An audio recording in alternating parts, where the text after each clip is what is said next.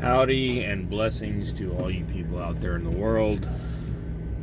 Some are having good days, some are having bad days. I am just outside of, before I get too carried away, all opinions are those of mine. None of the opinions that I state are to be reflected upon are England. This is my disclaimer. There are many like it, but this one is mine. Just outside of Indianapolis, Lebanon, I believe. It's 4:40 in the morning, 6th of November. I am supposed to be scheduled to have this load preloaded last night by 2300. I was supposed to be here to hook the preload and head off to Wisconsin. The load is due today in Oconomowoc. Wait, hold on. I'm going to say this right. Pronunciation probably is going to be wrong. Oconomowoc, Wisconsin. Oconomowoc. That's due at 1900 tonight.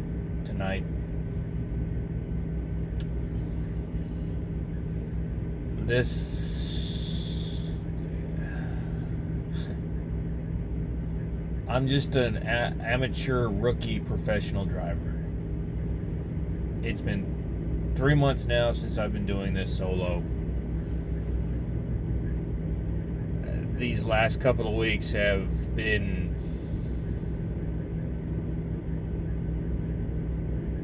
behind schedule, to say the least.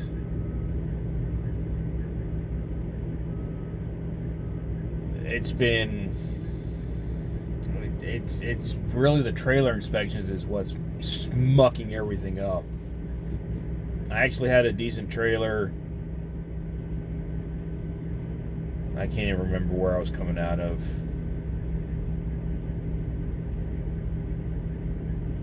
Yeah, it's been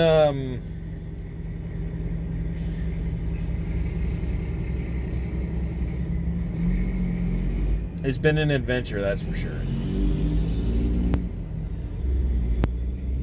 The honeymoon is over.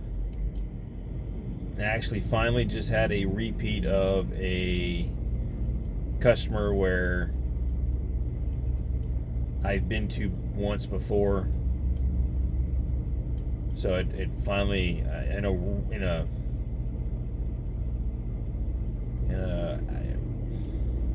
roundabout circle kind of a way, but not, because I'm currently at a new shipper now, but it took about 3 months before I had a repeat pickup or delivery where I've been before.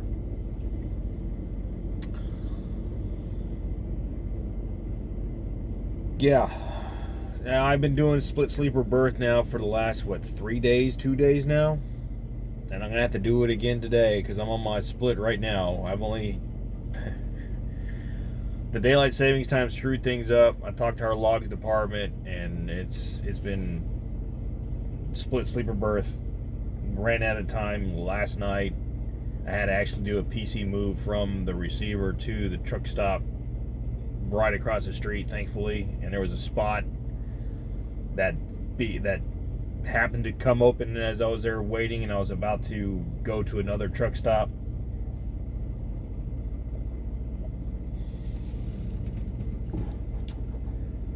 I did my mandatory sleeper berth provision there, but like I said, right now I'm on my break period. I've been here for 2 hours. I showed up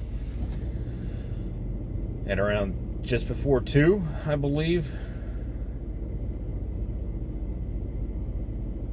and so the trailer is going to take the people inside said that the reference numbers are good, but somehow the trailer was never scheduled to be loaded. Now, granted, this was supposed to happen yesterday, and it was supposed to be a preload picked up at 2300 last night. So here I am at 0, going on 5, and I have to wait to have the trailer get loaded. What am I supposed to do? I can't get mad. I can't. Hell, nobody cares. Nobody listens. I'm just the average, not even average. I'm just a rookie amateur driver. It's frustrating. I've been behind schedule, like I said, for the last couple of weeks, and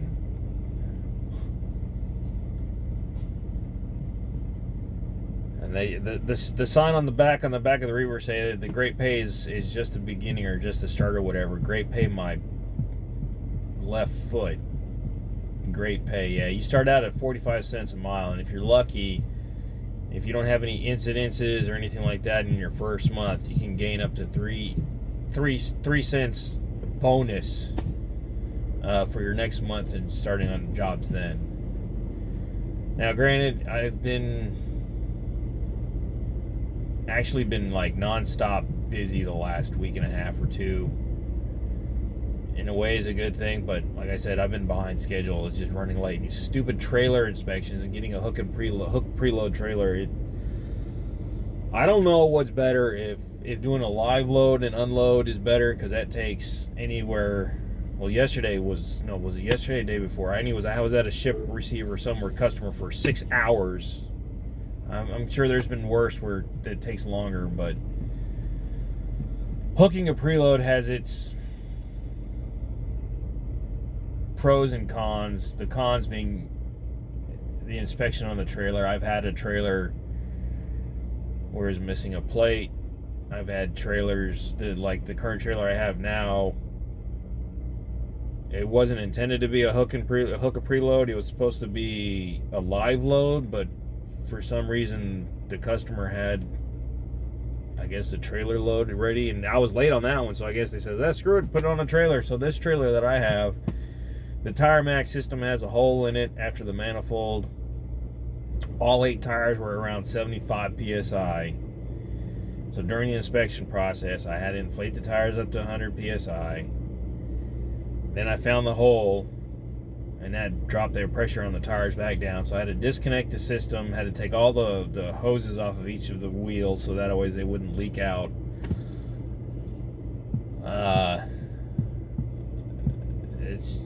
That's the inspection of these preloads, or even if it's picking up an empty trailer where you're dropping the loaded trailer and you have to inspect the trailer. I'll go through however many empty trailers, check the reefer, do a pre-trips on the reefer, I'll inspect all the trailers and basically pick the lesser of all evils. If I'm courteous enough, I'll notify road service of the issues. If not, which I did once here, actually this past week, I think. There's 3 trailers I had to choose from. And actually, I think that was, I don't know, I can't remember, but I just chose the lesser of the 3 evils, the one that had the less amount of problems with it. I was just so far behind, it's like, I don't have time to sit there and write up all the freaking inspections, paperwork stuff, and submit it and all that. It's,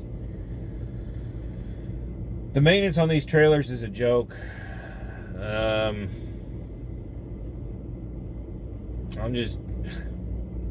don't even know if I can last a year. It's been 3 months. I do have experience now over the road, but I don't know if it gets better. I don't know how some of these other drivers stay with this company. I don't know what their incentive is to stay, or what makes them stay with this company. I really don't know.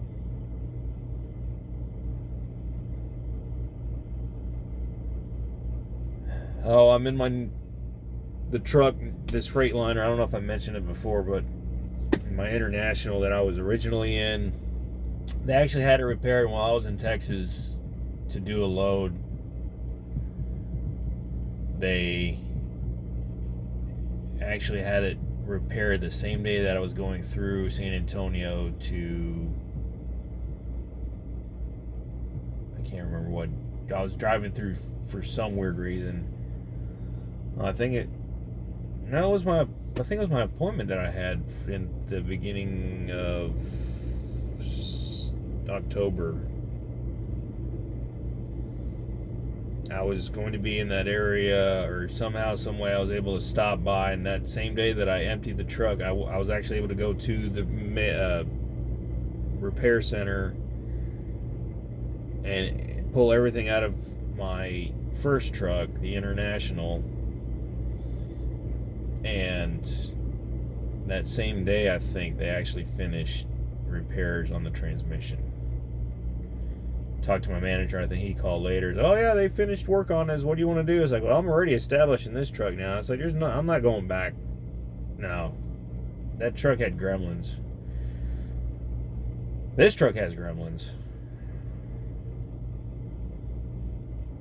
I don't know.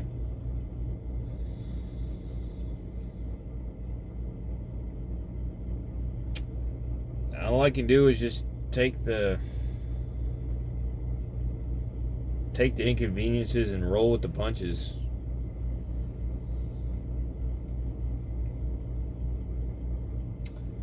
It's definitely been an interesting month.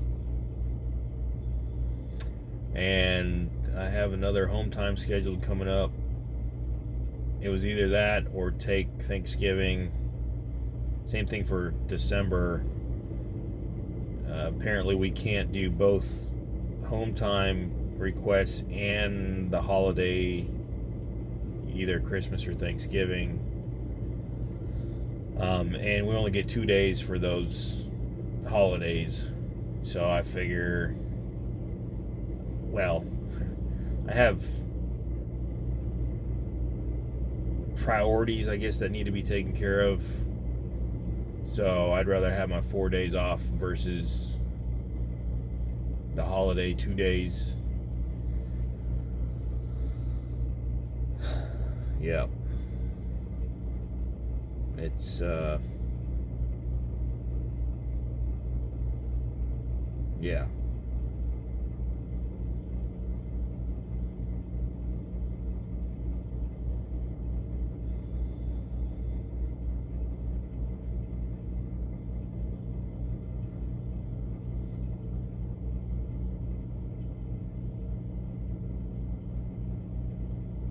Awkward silence.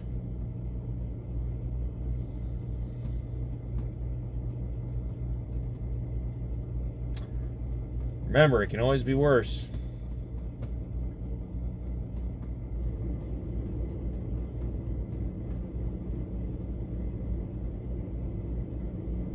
It can always be worse.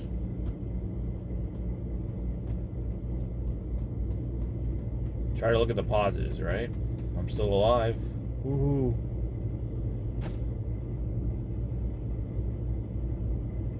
Somebody else is always having a more worse day than I am.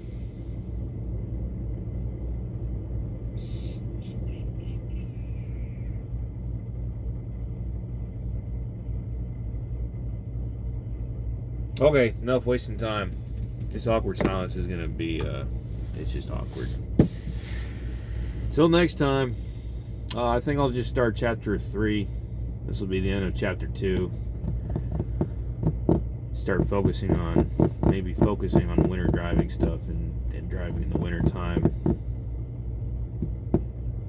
Oh, I did put my chains on the other day. I was up in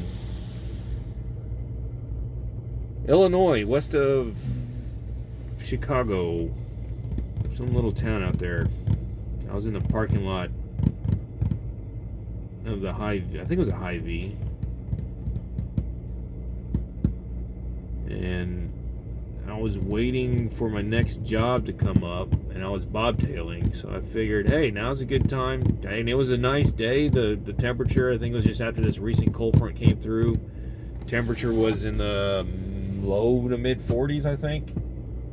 Real sunny, nice, beautiful, fall day type of setup. I said, you know what? I need to practice putting some chains on. I made a video. I did a short video, but I'm not tech savvy, and I don't know how some of you other people out there, you other YouTubers, I know you have to make the time, but I mean, getting set up and all that stuff, I don't know. I just do these videos on my phone and throw them on the internet. But anyways, back to the squirrel.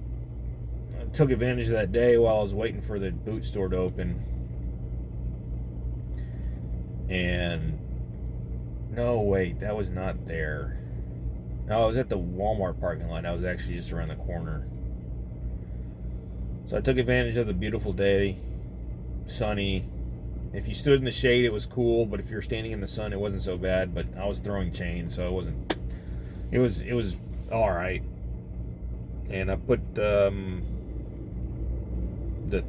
triple rails on the front duals, or the front tandems, whatever you want to call them, and I threw the singles on the rears. On both sides, I want the full,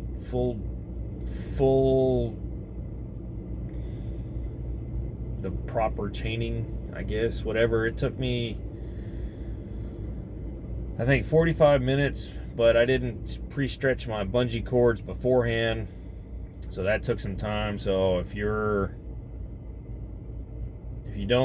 never thrown chains on the truck, or you don't have any experience, and if you have new rubbers, pre-stretch your rubbers, because it made it a little bit challenging. Plus, I bought the 15-inch ones from Harbor Freight, I think it was, because it had like a 20 pack or so, 15 or 20 pack for pretty good price. But I should have went and purchased the 20 inchers. The 15 inchers don't go all the way across the wheel. I had to actually make a square pattern. The nice folks there at the Colton terminal gave me a set of 20-inch bungees, and that was 3, 6, 9, 12 of them. So I had 3 for each set of bogies. Those worked perfect. Like I said, I had to pre-stretch all the bungees, so that took a little bit of time. But I was able to get the chains on. I rolled back and forth in the parking spot, and I was actually able to tighten them down and get them real snug. I actually had to use a cheater pipe to use the tightener. All we get is just the L-shaped tightener to tighten the cams on those chains. But yeah, it was a good learning experience. I've only watched, I think, 1 or 2 videos on how to throw chains on, and hopefully I'll never have to. But if I do, I won't be the true rookie who's doesn't know how to throw chains on the truck. So the next challenge will be if I have to do it and there's a trailer, because I only have so much between the top of the tire and the trailer bottom. So, and unfortunately, the triple rails that I have, they have cams on both the inside and outside. I don't know if they have triple rail chains that don't have the cams on the inside, but you just gotta crawl underneath the truck. Ain't nothing like doing that on a blizzardy